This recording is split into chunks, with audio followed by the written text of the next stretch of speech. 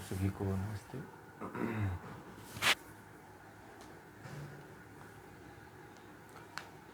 श्रीमद् भगवत गीता सत्र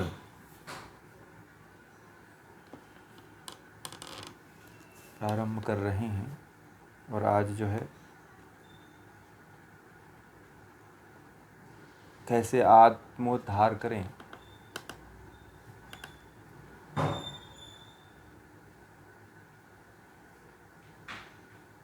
उसी क्रम में अभी 2 श्लोक और बाकी हैं। उसके बाद से ये 2 पूरा होने के बाद हम ध्यान योग की साधना कैसे की जाती है वह 10वें मंत्र से प्रारंभ करेंगे। तो 8वां और 9वां मंत्र को कोई पढ़ें। हाँ जरूर जरूर पढ़िए। आप वीडियो ऑन कर लीजिए।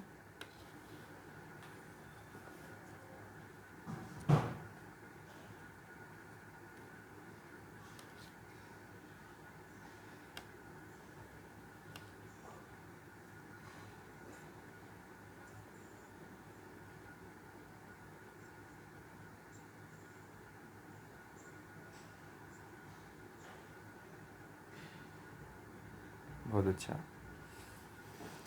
आगे हाँ 9वां भी पढ़ लीजिए।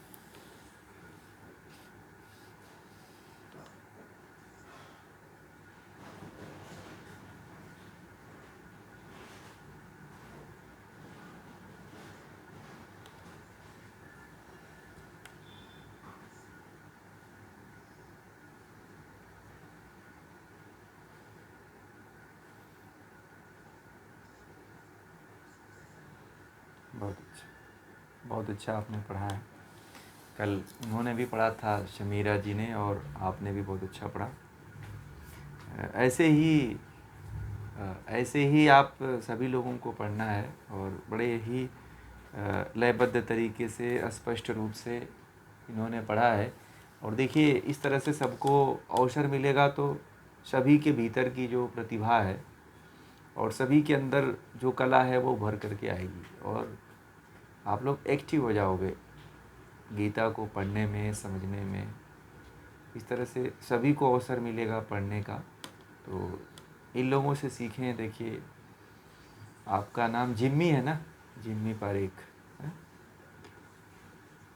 हाँ, आपका अपने नाम से ही जुड़ा करिए। तो मुझे बोलने में क्या है कि बहुत लोगों का ऐसा है कि वो लोग जुड़ते हैं तो दूसरे के नाम से जुड़ते हैं। जी जी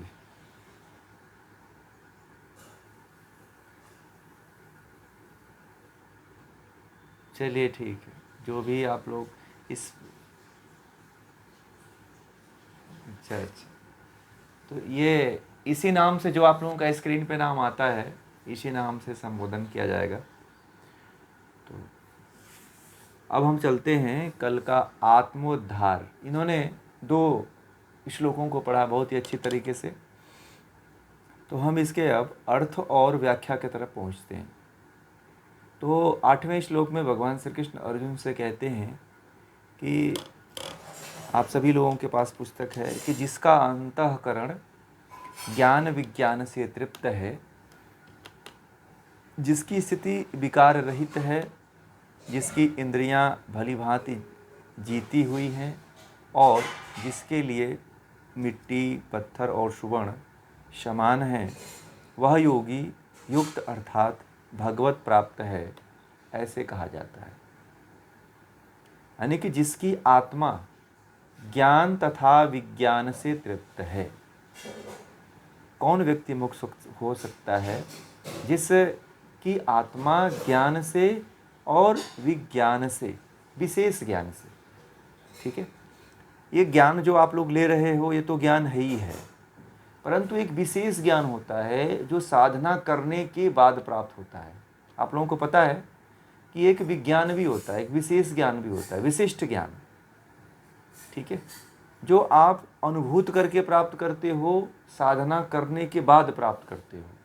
जैसे मैं बताऊं कैसे आप उसको अनुभूत कर पाओगे। विशेष ज्ञान यानी कि जिसकी आत्मा ज्ञान तथा विज्ञान से तृप्त है। तो अब हम यहीं पे स्टॉप कर देते हैं इस बात को, क्योंकि इसको समझना जरूरी है। ठीक है, अर्थात आत्मा, ज्ञान और विज्ञान, एक तो ज्ञान है और दूसरा विज्ञान है जो विशेष ज्ञान है। तो वो विशेष ज्ञान को आप कैसे प्राप्त करते हो, विशिष्ट ज्ञान को कैसे प्राप्त करते हो? जब आप लोगों को कहा गया कि प्राणायाम करो, प्राणायाम करने से जो है बुद्धि क्या होती है, सूक्ष्म होती है। ठीक है, तो आप लोगों ने क्या किया, प्राणायाम का अभ्यास किया। आप लोगों ने प्राणायाम का अभ्यास करने के बाद जो विषय आप लोगों के चित्त में जल्दी नहीं सेट हो पाता था, घुस पाता था, वह एक बार सुनने में ही जो है आपके चित्त में घुस जाता है, स्थापित हो जाता है। तो यह विशेष ज्ञान आपको हुआ कि नहीं हुआ? किससे हुआ? प्राणायाम करने से हुआ ना। तो यही विशेष ज्ञान है। अब इसी तरह से जब आप षटकर्म की क्रिया करोगे, जैसे कहा गया कि वज्रासन लगाओ तो गैस आदि की तकलीफ दूर हो जाती है। ठीक है, तो आप लोगों ने जैसे ही वज्रासन में बैठा आपने, तो गैस निकलना शुरू हो जाती है, डकार आनी प्रारंभ हो जाती है, होती है कि नहीं होती है? तो इसको क्या किया आपने? अनुभूत किया। आत्मा के द्वारा, प्रयोग के द्वारा विज्ञान क्या करता है? प्रयोग करता है। प्रयोग करता है ना। प्रयोग करने के बाद जो है, आज का विज्ञान प्रयोग करता है, और प्रयोग करने के बाद जो अनुभूत करता है वो उसको मानता है। ज्ञान तो हमारे शास्त्रों में, गीता में है, परंतु उसको कैसे माना जाए? जब तक हम उसको अनुभूत नहीं करते हैं, जब तक उसको जानते नहीं, तब तक हम कैसे उसको महसूस करेंगे? तो कहते हैं कि जिसकी आत्मा ज्ञान तथा विज्ञान से तृप्त हो चुकी है, जो ज्ञान भी प्राप्त कर चुका है, मैंने ज्ञान दिया आप लोगों को, यह ज्ञान आप लोगों को हो गया, और आपने जैसा मैंने बताया उस ज्ञान को वैसे ही अपने चित्त में आप लोगों ने अनुभूत किया, यही विज्ञान है। क्या है? यही क्या है? विज्ञान है। अब ऐसा नहीं है कि जो मैंने शास्त्रों से लेकर के आप लोगों को बताया वह कुछ विशेष है। ठीक है, वह कुछ विशेष नहीं होगा, क्योंकि मैं कुछ अलग नहीं बता रहा हूँ। मैं वही ज्ञान को अपने माध्यम से आप लोगों को बता दिया, और वैसा ही आप लोगों ने अनुभूत कर लिया, समझ लिया। तो वही, उसी को कहते हैं विज्ञान, और इसी को कहते हैं ज्ञान विज्ञान से तृप्ति। क्लियर हुआ? अभी हम इतनी पे बात कर रहे हैं, आगे चलते हैं। कहते हैं कि जो कूटस्थ है, कूटस्थ है, अपरिवर्तनशील है, जिसने अपनी इंद्रियों को जीत लिया है, जिसके लिए मिट्टी का ढेला, पत्थर और सुवर्ण एक समान है, ऐसे कर्मयोगी को युक्त अर्थात भगवान में जुड़ा हुआ कहा जाता है। क्या कहा जाता है? जुड़ा हुआ। एक शब्द आया है इसमें कि जो कूटस्थ है। कूटस्थ का मतलब होता है कि जो अपरिवर्तनीय है, जिसका कभी परिवर्तन नहीं होता है। कूटस्थ का मतलब क्या होता है? नोट कर लीजिएगा कि कुछ ऐसे शब्द गीता में आते हैं जिन शब्दों को जानना, उनके अर्थ को समझना अनिवार्य है। कूटस्थ, कूटस्थ का मतलब होता है जो अपरिवर्तनीय है, जिसका परिवर्तन नहीं होता है, उसे कूटस्थ कहते हैं। जिसका कभी परिवर्तन नहीं होता है उसे कूटस्थ कहते हैं। तो भगवान श्री कृष्ण आगे कहते हैं कि जो कूटस्थ है मतलब अपरिवर्तनशील है, और जिसने अपनी इंद्रियों को जीत लिया है। ठीक है, जिसने अपनी इंद्रियों को क्या किया है? अपनी इंद्रियों को जीत लिया है, जिसके लिए मिट्टी का ढेला और पत्थर और सुवर्ण एक समान है। ठीक है, जिसके सामने यदि मिट्टी का ढेला रख दिया जाए, ठीक है, पत्थर रख दिया जाए और सोने का टुकड़ा रख दिया जाए, तो वह किसी में भेद नहीं करता है, सबको एक समान ही समझता है। ठीक है, ऐसे कहते हैं कि ऐसे कर्मयोगी को ही युक्त कहते हैं। युक्त का मतलब भगवान में जुड़ा हुआ, भगवान को प्राप्त किया हुआ व्यक्ति कहते हैं कि ऐसा ही व्यक्ति जो होता है वह भगवान को प्राप्त करने वाला होता है, भगवान को प्राप्त कर चुका योगी होता है। अब हमारे सामने तो बड़ी बड़ी बाधाएं आ जाती हैं। हम सोने को क्या समझ लेते हैं? मिट्टी का पत्थर समझ लेते हैं, मिट्टी समझ लेते हैं, पत्थर समझ लेते हैं। जो हीरा होता है उसको, और जो पत्थर होता है, जो मिट्टी का ढेला होता है, उसको क्या समझ लेते हैं? सोना समझ लेते हैं। यही हमारे अंदर जो भेद बुद्धि है, इसीलिए हम परमात्मा तक नहीं पहुंच पाते हैं, ईश्वर तक नहीं पहुंच पाते हैं। कभी हमारी मुक्ति नहीं हो पाती है, कभी हम अनुभूत नहीं कर पाते हैं, परमात्मा का साक्षात्कार नहीं कर पाते हैं। यही बहुत बड़ी गलती होती है। और भेद बुद्धि जिनके अंदर भी है, उस भेद बुद्धि को नष्ट करिए आप लोग। मतलब आने मत दीजिए अपने भीतर कि यह ऊंचा है, यह नीचा है। एक बार एक व्यक्ति बहुत गरीब था, ठीक है, और इतनी निर्धनता थी कि वह जो है, घर में परिवार था, बाल बच्चे थे, पत्नी कहती थी कि कुछ करो, तुम कुछ करते नहीं हो, ऐसा है वैसा है। तो व्यक्ति आपस में झगड़े, और वह व्यक्ति जाकर के नदी के तट पे बैठ गया और अपने झगड़े के बारे में, अपने बारे में, अपने पत्नी के बारे में ही सोचता रहा। और नदी के किनारे बैठा, तो नदी के किनारे आप बैठो तो पत्थर मिलता ही है, ठीक है। तो संयोग से किसी ने एक थैला भर दिया था, बोरी था, और बोरी में पूरा कंकड़ पत्थर भरे हुए थे। तो वह व्यक्ति उसके पास में बैठा और देखा नहीं कि यहाँ पे बोरी में पत्थर है कि क्या है, और वह एक एक पत्थर को उठा करके उस नदी में ऐसे गुस्से के मारे फेंका जा रहा था, ठीक है। और पत्थर फेंकते फेंकते उसको घंटों बीत गए, इतना बोरियों में भरा हुआ था। तो अंतिम पत्थर जब फेंकना था तो देखा कि ये तो सोना है। वह सिर पकड़ लिए, कहा कि अरे, परमात्मा ने तो मुझे एक बोरी सोना दिया, परंतु मैंने सारे सोने के पत्थरों को नदी में फेंक दिया। और अंतिम पत्थर को देखा तो लगा अरे, सिर पकड़ लिया। एक तो ये उदाहरण। दूसरा उदाहरण, तुलसीदास जी को कहते हैं कि भगवान राम कहे थे कि मैं दर्शन देने आऊँगा, तो कहते हैं ना, चित्रकूट के घाट पे भई संतन की भीड़, और तुलसीदास चंदन घिसत है, तिलक देत रघुवीर, ठीक है। तो भगवान राम जो है तुलसीदास से मिलने के लिए आए थे, जब रामायण जिस समय लिख रहे थे, वो रामचरितमानस लिख रहे थे। कहते हैं पौराणिक कथाओं में ऐसा वर्णन है कि तुलसीदास जी कथा कह रहे थे चित्रकूट के घाट पे, और चंदन घिस करके सबको लगा रहे थे। राम आए, वो भी लाइन लग करके चंदन उनको भी लगाए तुलसीदास जी, परंतु पहचान नहीं पाए।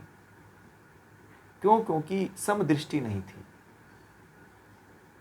यदि समदृष्टि होती कि सब भगवान ही हैं, सब ईश्वर के ही रूप हैं, तो शायद राम का दर्शन वो कर लेते। फिर गए और फिर बोले कि आज तो आप कहे थे कि मैं जो है आऊँगा और दर्शन दूंगा। तो तुलसीदास राम ने कहा कि अरे, मैं गया था, मैं भाई अपने लक्ष्मण भाई के साथ गया था, और आपने मुझे तिलक भी दिया, आपने हमें पहचाना ही नहीं, फिर हम लोग दोनों भाई चले आए। तो कबीरदास जी बड़े सिर पीट कर रोने लगते हैं, कहते हैं अरे अहो भाग्य कि मैंने आपको पहचान नहीं पाया। क्यों? ऐसा क्यों हुआ? क्योंकि समता की दृष्टि नहीं है, समानता की दृष्टि नहीं है। हम भेद करते हैं, हमारे अंदर भेद बुद्धि है, ठीक है। जिस दिन भेद बुद्धि खत्म हो जाती है, जिस दिन हम सभी को एक दृष्टि से देखने लगते हैं ना, उस दिन हम ईश्वर का साक्षात्कार कर लेते हैं। भगवान श्री कृष्ण ऐसे व्यक्ति हैं, ऐसे योगी हैं जो हमें ऐसा मार्ग बताए हैं, ऐसा रास्ता बताए हैं कि व्यक्ति, किसी भी तरह का व्यक्ति हो, वो मुक्ति को प्राप्त कर सकता है। अब इसमें बताइए कि कौन ऐसा व्यक्ति है जो यह कार्य नहीं कर सकता है, जो अपने इंद्रियों को बस में रख ले, जो ज्ञान विज्ञान को प्राप्त कर ले।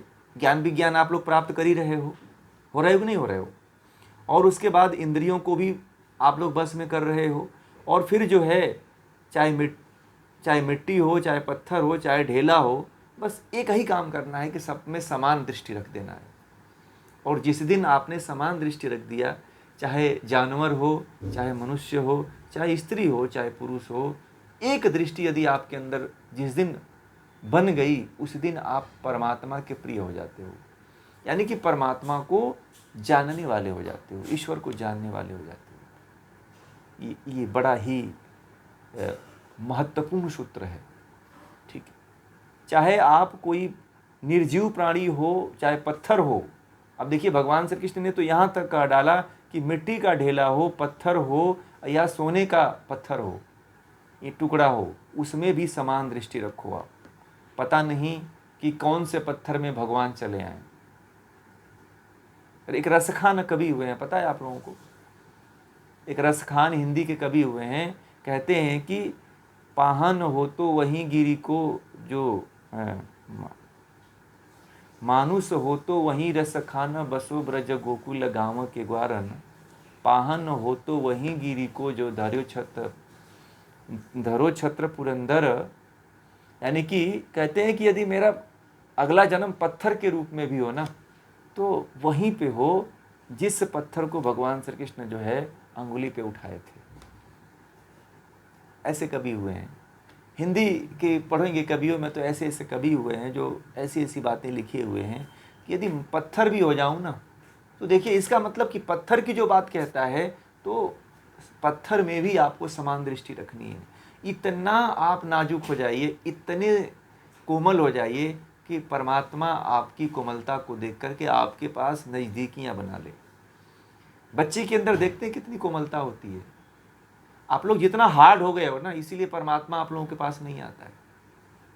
निश्चलता खत्म हो गई है, कोमलता खत्म हो गई है, संवेदनशीलता खत्म हो गई है। और जो जितना व्यक्ति कोमल होता है ना, जितना निश्चल होता है, निष्कपट होता है, उस व्यक्ति के पास परमात्मा बड़े जल्दी से उसके करीब आते हैं। बच्चे जैसी प्रवृत्ति अपने अंदर रखिए, जो आप हैं ना वही रखिए। आप लोगों को पता है जो आप हैं वो आप लोग नहीं दिखाते हो, पता है आप लोगों को? जो आप लोग हैं वह आप लोग नहीं प्रकट करते हो। कितने लोगों को पता है बात? सभी को पता है कि नहीं है कि जो आप अंदर से हो वह प्रकट नहीं करते हो। आप दिखाते सो ही नहीं करते हो आप। और कब दिखाते हो आप? जो एकदम आपके करीब जुड़ा हुआ है उसके सामने अपने बचपना को दिखाते हो, या फिर अकेले में हो तो उस बालक को जिंदा करते हो, जो बालक आपके रिश्ते में, नाते में, छोटे बड़े के चोले में घुसा हुआ है। ठीक है, हम जो है ना वो अपने आप को प्रकट ही नहीं करते हैं। वहां पे हम अपने आप को बना करके, रंग पोत करके, लीप पोत करके उसको सामने प्रकट करते हैं। यह भी परमात्मा के पास न जाने का एक बाधक तत्व है। आप जो हो ना वही वैसे ही ज्यों की त्यों धर दीनी चदरिया। कबीरदास जी भी कहते हैं कि ज्यों की त्यों धर दीनी चदरिया। उसमें कोई लीपा पोती मत करो, गठरी मत बांधो, पगड़ी मत बनाओ, सलवटे मत सजाओ, उसको प्रेस मत करो। आप जैसी है वैसी उसको रख दो। ज्यों की त्यों धर दीनी चदरिया। कितने लोग कर लेते हैं? आज से करने का प्रयास करिए कि आप जो है ना वही प्रकट करिए।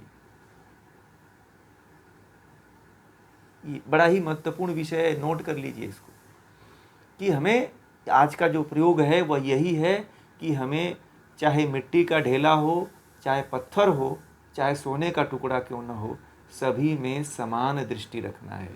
और हमें भी अपने भीतर समान, सबके प्रति समानता का भाव रखना है। पता नहीं जी, हाँ, निर्जीव में भी रखनी है। यदि आप मिट्टी का ढेला है, पत्थर भी है, तो उतना भी रखिए। पता है मीरा जो है ना, एक बार जो है मीरा के हाथ से भगवान श्री कृष्ण की मूर्ति गिर गई थी और टूट गई थी, पता है। तो इसको जुड़वाने के लिए जो है वो बहुत रोई बचपन में जब छोटी थी, पता है आप लोगों को मीरा के बारे में? मीरा के गुरु कौन है? मीरा के गुरु संत रैदास जी हैं। वो बनारस के मेले में घूमने के लिए आई थी, वह राजा की लड़की थी, तो घूमने के लिए आई थी। तो संत रैदास जी अब मूर्ति रख करके और जूता सिल रहे थे, तो वह मूर्ति पसंद आ गई उनको, मीरा को। तो मीरा ने अपने माँ से जिद करने लगी कि हमें वही मूर्ति चाहिए। तो वो राजा, कहाँ राजा, रानी वो थी, और कहीं के जूते सिलने वाले के पास कैसे जाऊं, और ये जिद कर रही है उसी मूर्ति को लेने के लिए। तो वहीं पे मीरा को जो है संत रैदास जी जो है वह मूर्ति उसको भेंट किए और बोले कि जा, आज के बाद तू कृष्णमय हो जा।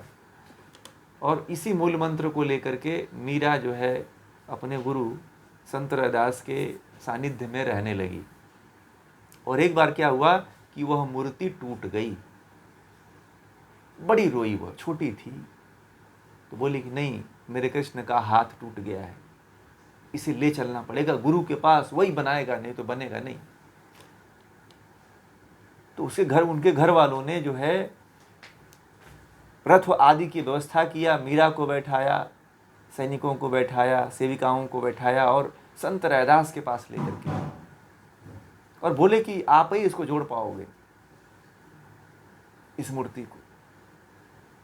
तो बोले कि अरे ये तो कृष्ण का तुमने इतने दिन से हाथ, जब संत रैदास के पास आई मीरा तो कहे संत रैदास जी की इस पीड़ा को मीरा और मैं समझ रहा हूँ, मुझे भी पता था कि कृष्ण के हाथ टूट चुके हैं, और ये मीरा को और मुझे दर्द हो रहा था, आप लोगों को अनुभूत नहीं हो रहा है, आप लोग तो पत्थर ही समझ रहे हो।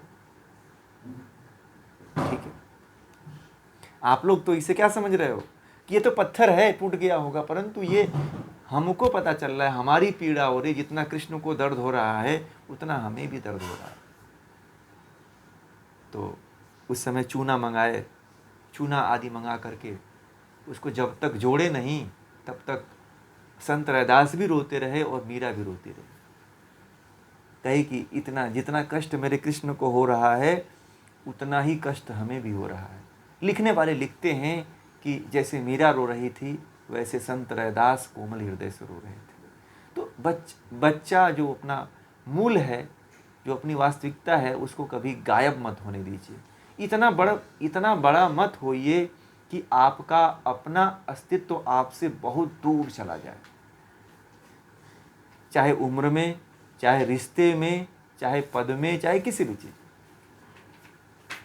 जितना मीरा रो रही थी उतना संत रैदास भी रो रहे थे। तो देखने वाले और जो सैनिक आए हुए थे ना, वो बोले कि अरे ये तो बच्चा, ये तो मीरा को तो हम समझते थे कि बच्ची है, परंतु ये इसका गुरु भी बच्चा है, संत रैदास भी ऐसे ही रो रहा है बच्चों की तरह। तो सैनिकों ने पूछा कि आप तो बड़े हो फिर भी इतना रो रहे हो। बोले कि पीड़ा को तुम लोग नहीं समझोगे। तो देखिए कितनी गहराइयाँ होती हैं। इसीलिए इस भाव को यदि आप लोगों ने अपने जीवन में अपना लिया, समानता का भाव, चाहे जड़ हो चाहे चेतन हो, ठीक है। उपनिषद जो पढ़े हुए उनको पता है कि जो जड़ है उसमें वह भी किसी न किसी पूर्व जन्म के कर्मों का फल भुगत रहा है। पता है आप लोगों को? उपनिषदों में बताया गया है, छंदोग्य उपनिषद में, कि जो व्यक्ति जो है बहुत नीच कर्म कर देता है वह भी पत्थर योनियों में जाता है, जो हजारों करोड़ों वर्षों तक पड़ा रहता है वैसे का वैसे। तो जिसका कर्म एकदम निकृष्ट हो जाता है, निकृष्टतम से नीच कर्म हो जाता है, उस व्यक्ति को भी पत्थर बनना पड़ता है। ये बड़ा रहस्यमयी बातें हैं।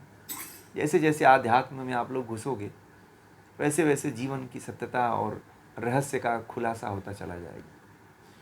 तो समानता का भाव अपने अंदर लाइए, ठीक है। चाहे जड़ हो या चेतन हो, इतना कोमल बनिए, ईश्वर के प्रति बनिएगा, बाकी दूसरे के प्रति नहीं, ठीक है। नहीं तो दूसरा फिर आपको तोड़ देगा, ठीक। आप ईश्वर के प्रति बन जाइए इस तरह का। परंतु जब ऐसा होता है ना कि जब आप ईश्वर के प्रति बनते हो तो सबके प्रति आपका भाव वही हो जाता है। एक बार जो है एक व्यक्ति था, तो कोलकाता की गलियों में जो है एक सांड था, घूम रहा था, और एक दुकानदार था, उसके दुकान से उसने मीठे समोसे और जलेबियाँ ऐसे खा लिया, तो दुकानदार ने उसके पीठ पे 10 डंडे मारे। और जैसे जैसे वो चिल्ला रहा था, वो वहीं से रामकृष्ण परमहंस गुजर रहे थे। तो जैसे जैसे डंडे मार रहा था, वैसे वैसे वह जो सांड था वो चिल्ला रहा था, वैसे वैसे रामकृष्ण परमहंस चिल्ला रहे थे। तो मिठाई वाला उनको जानता था कि अरे तो गुरु हैं, ये तो पुजारी हैं रामकृष्ण मठ के, अरे वो काली मंदिर के।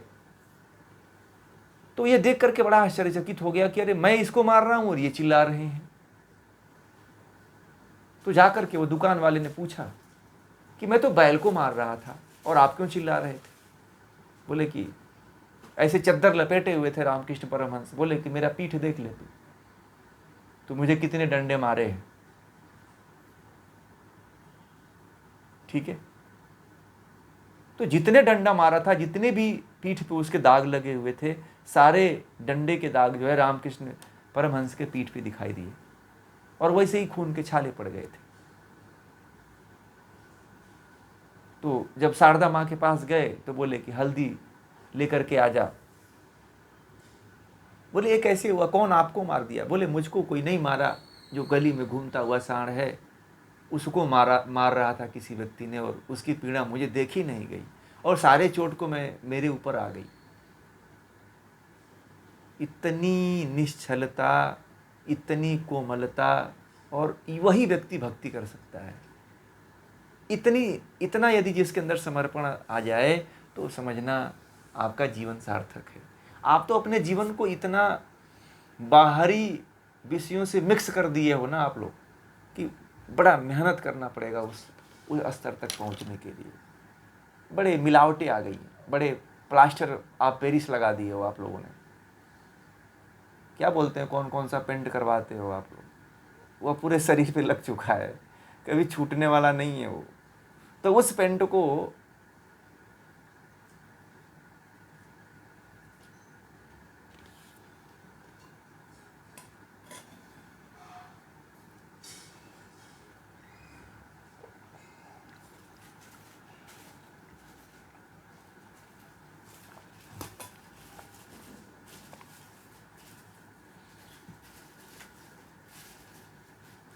आप मत बैठिए, उनको मत देखिए। आप तो जो आपके अंदर है ना, आप अपने ही रंग को पेश करिए, चाहे दुनिया कैसी भी रहे। उस समय भी जो रामकृष्ण परमहंस ने किया ना, वह दुनिया उनको पागल ही कहती थी। अधिक जो पढ़े लिखे, जो उस समय जो पढ़े लिखे लोग थे ना, वो रामकृष्ण परमहंस को पागल ही कहते थे। ये बातें कोई आम इंसान थोड़ी समझ सकता है। संत ललेश्वरी थी, वो अभी जो है ऐसे ही नंगे घुमा करती थी, तो लोग कहते थे कि ये पागल हो गई है। परंतु बड़े कम लोग समझ पाए कि संत ललेश्वरी जो है चेतना के चरम शिखर को छुई थी। वो कभी पढ़ना आप उसको। पहली महिला संत है जो इस दृष्टि में, महावीर की दृष्टि में घूमी हुई। कभी भाव किसी के नहीं जगते थे, किसी के प्रति कोई गलत दृष्टि से नहीं देख पाता था। तो ऐसे हुए हैं हमारे देश में महात्मा, महिलाएं भी हुई हैं, महिलाओं ने भी उस चेतना को छुआ है, ऐसा नहीं। मीरा की बात मैं नहीं कर रहा हूँ, मीरा ने तो जिस स्तर को छुआ है उस स्तर को अभी बहुत कम लोग छू पाए हैं। मीरा कोई ऐसी व्यक्ति नहीं थी, ब्रह्मज्ञानी व्यक्ति थी। मीरा के बारे में जानते हैं ना आप लोग, है ना, सब लोग जानते हैं। अब गाने वाली मीरा की दृष्टि से देखेंगे तो फिर अलग ही दृष्टि बनेगी। वास्तविक मीरा को जानेंगे तो आप जान पाएंगे कि मीरा कितना भगवान के प्रति समर्पित थी और कितना डिवोटी थी वो, और समानता का भाव उसके अंदर था। इस भाव को अपने अंदर जगने दीजिए और डेवलप होने दीजिए। समय लगेगा, इतना जल्दी नहीं आएगा, टाइम लगेगा इसमें, क्योंकि हमारे अंदर बहुत से पेंट हैं, इसको छुड़ाने के लिए बहुत घिसना पड़ेगा। क्योंकि हमने बहुत से चोले ओढ़ रखे हैं। एक तो हम जिस समाज में रहते हैं उस समाज का एक पेंट है, दूसरा पेंट है रिश्ते का पद है कि मैं रिश्ते में ये लगता हूँ, ये लगती हूँ। फिर जो है छोटे बड़े का एक पेंट है, ठीक है। फिर समाज का एक पेंट है। तो बहुत तरह के पेंट लगे हुए हैं, और जो व्यक्ति इस पेंट को पूरी तरह से छुड़ा पाता है वही उस परमात्मा के योग्य हो पाता है, परमात्मा से मिलने के योग्य हो पाता है। ये दूसरा तरीका है भगवान तक पहुंचने का। ठीक है, कि यदि आप चाहो ना तो इस तरह से भी परमात्मा को प्राप्त कर सकते हो। निश्चल हो जाओ, बच्चे के जैसे हो जाओ। अब्दुल कलाम जो है वो भी बहुत ऊंची चेतना थी, वह भी केवल छोटे छोटे बच्चों से मिला करते थे। आप लोग जानते भी हैं। ठीक है, क्यों? क्योंकि बच्चों के अंदर जो कोमलता होती है ना, वह निश्चलता होती है, और वह एक तरह से ईश्वर की सूक्ष्म अनुभूति होती है। बच्चों के पास यदि कुछ सीखना है बच्चों से, तो उनकी निश्चलता को सीखिए। जैसे कह देते हैं ना कि माँ बाप बोलते हैं ना कि जाकर के बोल दो बाहर से कि मम्मी खाना बना रही है, बोलिए मम्मी की खाना बना रही हूँ, कोई नहीं है घर में, ऐसा बोल देना। तो बच्चे वैसे ही बोलते हैं कि मम्मी बोलिए कि कोई नहीं है, खाना बना रही हूँ, बोल दो घर में कोई नहीं है। तो इतनी निश्चलता होती है बच्चों के अंदर, झूठ नहीं बोलते। माँ बाप भले उनको झूठ सिखाते, परंतु बच्चे झूठ नहीं बोलते हैं। आप जैसे हो ना वैसे ही प्रकट कर देते हैं, इसीलिए ईश्वर के बड़े प्रिय होते हैं। आप देखना, दुनिया में किसी भी प्राणी का बच्चा हो आपको प्रिय लगने लगता है, और आप उसके प्रति आकर्षित होने लगते हो। क्यों आकर्षित होने लगते हो? क्योंकि आपके अंदर भी एक आनंद है, और वह आनंद दूसरे आनंद को खींचता है। लॉ ऑफ अट्रैक्शन, यही आप लॉ ऑफ अट्रैक्शन है। आकर्षण का सिद्धांत ये यही है। ठीक है, कि हर पॉजिटिव एनर्जी जो है आपको पॉजिटिविटी, सकारात्मकता जो है दूसरे सकारात्मकता को खींचती है, जैसे चुंबक चुंबक को खींचता है। ठीक है, यही होता है। आगे 10वें मंत्र 9वें में, सुहृद मित्र शत्रु उदासीन मध्यस्थ द्वेष करने योग्य बंधु साधु तथा पापी, इन सब में जो समबुद्धि रखता है उसे विशेष व्यक्ति ही समझना चाहिए। अब देखिए, इसमें कोई बचा ही नहीं। 9वें में तो भगवान श्री कृष्ण एकदम सब जो बचा था उसको भी ले लिए। जो हम लोग सोचते हैं कि नहीं इसमें समबुद्धि नहीं रखेंगे, उसको भी उन्होंने ले लिया। इतनी उदारता किसकी हो सकती है? कोई साधारण प्राणी नहीं होगा जो इतनी उदारता सबके प्रति रखता हो। किसके किसके प्रति उन्होंने कहा कि जो आपका बड़ा, आपके नज़दीक हो, आपके दिल के करीब हो। सुहृदय का मतलब बोलते हैं ना, मेरे ये व्यक्ति, ये मेरा बच्चा, ये लोग, ये मेरे दिल के बड़ा करीब है। कुछ लोग बोल देते हैं ना। और मित्र शत्रु, देखिए यहाँ पे मित्र भी आ गया, शत्रु भी आ गया। उदासीन जो व्यक्ति हो, जो कोई आपसे ज़्यादा संबंध नहीं रखता हो। मध्यस्थ, जो आपके मध्य में, एक दूसरे के मध्य में काम करता हो, जो इधर की बात आपकी बात आपके पति पत्नी के बीच सामंजस्य स्थापित करने वाला कोई व्यक्ति हो। तीसरा व्यक्ति जिसको कहते हैं मध्यस्थ वाला। द्वेष करने योग्य बंधु, जो भाई हैं, जो साधु हैं, तथा पापी, जो श्रेष्ठ लोग हैं, तथा पापी, इन सभी लोगों में जो समबुद्धि रखता है वह विशेष व्यक्ति होता है, कोई साधारण व्यक्ति नहीं होता है। तो हमें सभी व्यक्तियों के प्रति जो है क्या भाव रखना चाहिए? समभाव रखना चाहिए। घृणा उसके पाप से करिए, उस व्यक्ति से मत करिए। ठीक है, बात समझ में आ गई? आपको जो उसका पाप है ना, उससे करना चाहिए। आप क्या करते हो? उसी से करने लगते हो, उसी को हानि पहुंचाने लगते हो। तो ऐसा नहीं करना है। ठीक है, समता की भावना के लिए अपने अंदर जो हो वह विकसित करिए, जो छोड़ना हो वह छोड़ दीजिए, परंतु समता की भावना को बनाए रखिए। ना जाने किस भेष में परमात्मा मिल जाए, यह कोई नहीं जानता है। गुरु, एक बार जो है गुरु गोरखनाथ थे, तो उनके गुरु मत्स्येंद्रनाथ थे। तो गुरु गोरखनाथ को कहे कि जा अब तू प्रचार प्रसार कर योग का, तुझे मैंने बहुत ज्ञान दे दिया। बोले गोरखनाथ की जब आपको मेरी मेरी आपको आवश्यकता होगी तो मैं कैसे आपको पहचानूंगा, पता नहीं मुझे आप पहचान पाओगे कि नहीं पहचान पाओगे। तो गोरख मत्स्येंद्र नाथ ने कहा कि समता की भावना बनाए रखना, मैं तेरे हमेशा तेरे साथ रहूंगा। तो गोरखनाथ जो है भारत के हर क्षेत्र की यात्रा करने लगे, पूरे भारत में घूमने भ्रमण करने लगे।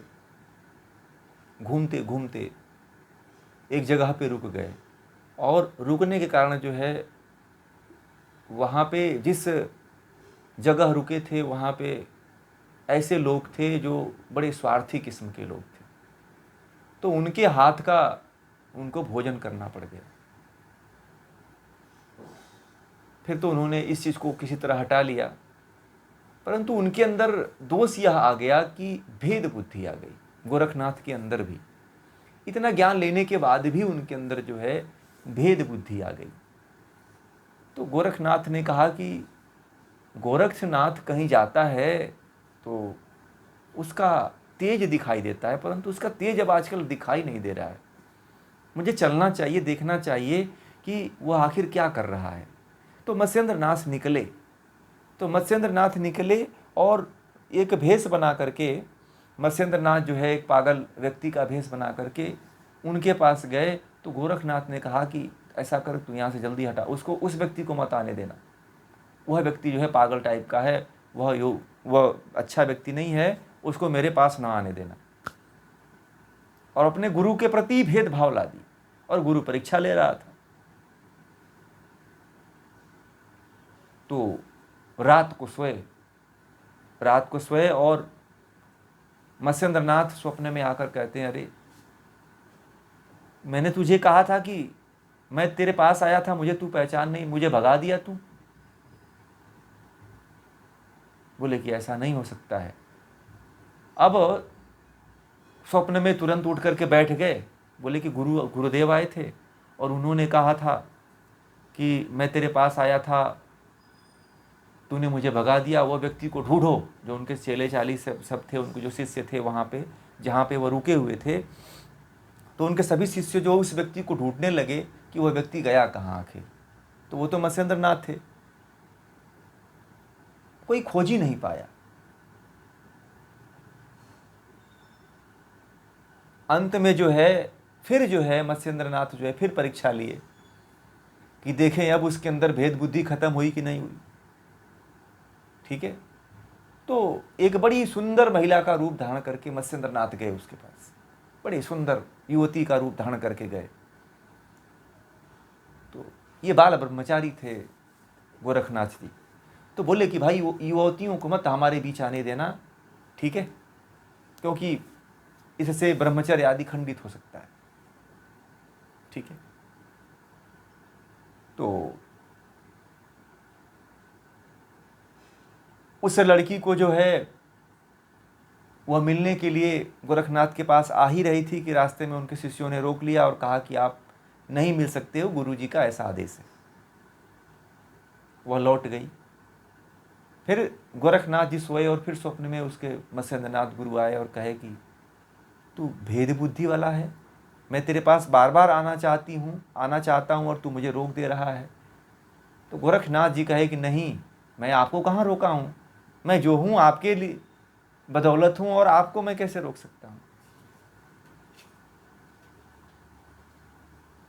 फिर जो है अंत में जो है मत्स्येंद्र नाथ को प्रकट होना पड़ा और गोरखनाथ को याद दिलाना पड़ा कि जो तुझे मैंने ज्ञान दिया था उसका स्मरण कर, तेरे अंदर भेद बुद्धि आ चुकी है और इस भेद बुद्धि को नष्ट कर स्त्री पुरुष बूढ़े और सब में समानता का भाव रख।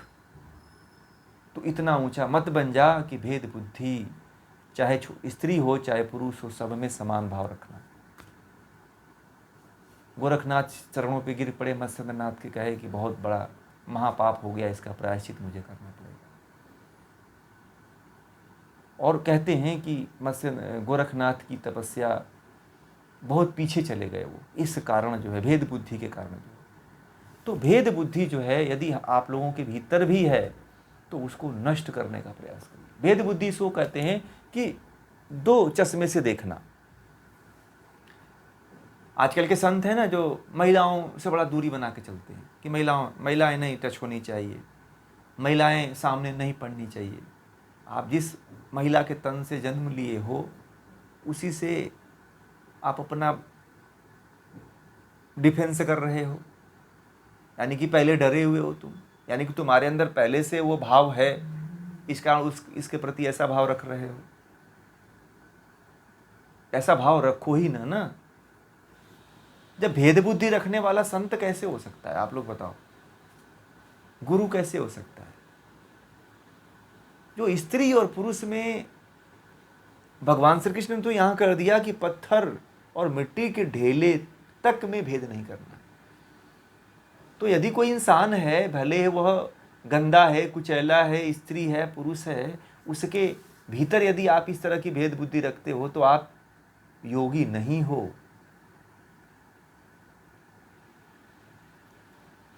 ठीक है, भेद बुद्धि कभी मत रखिएगा। यदि आता है तो उसको कंट्रोल करने का प्रयास करिए।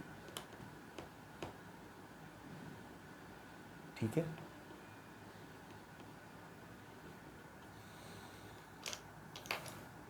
बहुत ही ये महत्वपूर्ण विषय है।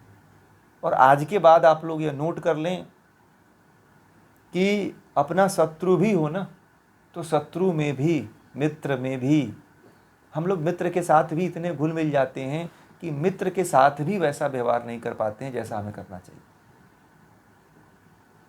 पता है, यदि मित्र हमसे ज़्यादा घनिष्ठ हो जाता है तो हम उसको मित्र की भाव से न देख करके एक सामान्य दृष्टि से देखने लगते हैं। तो कहते हैं कि मित्र हो चाहे शत्रु हो चाहे पापी हो, पापी से भी हम घृणा करने लगते हैं। ठीक है, उसके पाप से घृणा करना चाहिए, न कि पापी से। और जो भगवान से जुड़ा हुआ व्यक्ति है वह इस तरह का भाव नहीं रखता है। और जो विशेष होता है वह कोई आम इंसान नहीं होता है जो सब में समान दृष्टि रखता है। तो आप लोगों को क्या बनना है? विशेष बुद्धि वाला व्यक्ति बनना। तो विशेष बुद्धि वाला व्यक्ति बनने के लिए जो है आप लोगों को इस तरह का भाव रखना पड़ेगा, समता की भावना रखनी पड़ेगी। जो यदि कोई गंदा है ना, कोई किसी अपने कर्म से है, उससे घृणा मत करिए। अब ये नहीं कि कोई ठेला वाला है या ऑटो वाला है तो भाई उसके कर्म से आपको क्या लेना देना, वो जैसा कर्म किया वो भोगेगा। ठीक है, परंतु आप उस व्यक्ति से क्यों घृणा कर रहे हो? ऐसा नहीं करना है। आप यदि उस व्यक्ति से घृणा करते हो तो आपके अंदर समता का भाव जग ही नहीं पाएगा। और जो व्यक्ति समता की भावना को नहीं जगा पाता है उसका जीवन अधूरा है, जन्म लेना ही अधूरा है। ठीक है, महात्मा बुद्ध यदि अंगुलीमाल डाकू के पास नहीं जाते, उससे घृणा करते, तो क्या अंगुलीमाल एक बड़ा आत्मज्ञानी बन पाता? नहीं बन पाता ना। तो यदि समता की भावना यदि आप रखोगे तो नीच से नीच व्यक्ति है, गलत से गलत व्यक्ति है, तो आप उसको क्या कर सकते हो? सुधार सकते हो, उसमें परिवर्तन ला सकते हो। और व्यक्ति वही लाएगा जो समता की भावना रखेगा। वह व्यक्ति कभी नहीं ला सकता है जो समता की दो तरह की भावना रखता है कि यह ऊंचा है या नीचा है, या छोटा है या बड़ा है, या स्त्री है या पुरुष है। इस तरह की भावना रखने वाला व्यक्ति कभी विशेष ज्ञान को तो प्राप्त हो ही नहीं पाता है। उसके अंदर एक जो विशिष्ट ज्ञान की प्राप्ति परमात्मा की तरफ से होती है वह उसको नहीं मिल पाती है। वह सांसारिक बुद्धि में जी करके नष्ट हो जाता है। ऐसा होता है उसके साथ। इसीलिए समता की भावना अपने अंदर बनाइए, सबको समान समझिए। कोई व्यक्ति गलत है तो अपने कर्म से गलत है, आपको क्या लेना? आप समान भाव रखिए, घृणा मत करिए। आप घृणा करते हो तो क्या हो जाता है? आप अपने कर्म को और खराब कर लेते हो, और जो विशेष ज्ञान आपको मिलने वाला होता है उससे आप वंचित हो जाते हो। ठीक है, विशेष ज्ञान को यदि प्राप्त करना है तो समानता का भाव रखिए। ठीक है। तो इस बात को आप लोग ध्यान में रखिएगा, नोट कर लीजिएगा, आज का प्रयोग यही है।